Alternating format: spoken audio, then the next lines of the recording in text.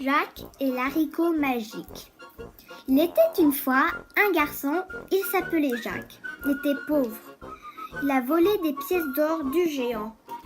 Mais au bout de quelques semaines, il se dit « Je dois retourner voler de l'argent, sinon je serai de nouveau pauvre. » Alors il monte tout en haut de l'haricot.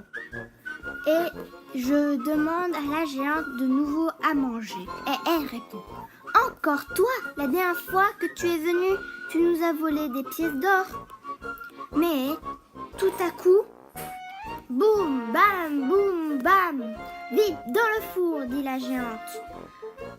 Tout à coup, je suis allée dans le four et j'ai entendu le géant en train de dire « ça sent la chair fraîche ici. » La géante répond « Normal, c'est ce cochon que vous m'avez emmené. » J'ai vu le géant manger et quand il a fini, il a posé une noix en or sur la table. Et il dit « Ponds-moi un œuf en or. » Alors l'oie obéit et pond un œuf en or. Vite, le géant s'endort.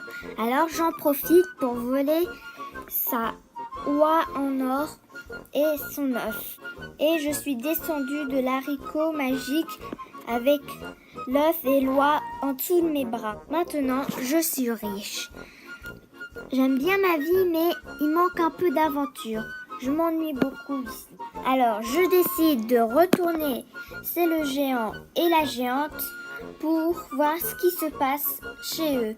Alors, comme la dernière fois, la géante était pas très contente de me voir, je préfère aller en secret sans la prévenir. L'ogre est arrivé et ça a fait boum bam. Je l'ai vu et j'ai entendu qu'il a dit à sa femme que ça sentait la chair fraîche. J'avais peur qu'il me trouvait.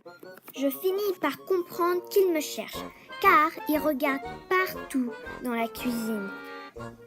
Le géant cherche derrière le buffet, la géante dans le four, et ils font que de répéter « Il est où ?» et « Je sais pas ». Finalement, ils croient qu'ils se sont trompés et qu'il n'y a personne, alors ils commencent à manger. Je les vois en train de manger le mouton que l'ogre a ramené. Quand l'ogre a fini de manger, il sort une harpe d'or et il dit « Joue-moi une chanson ».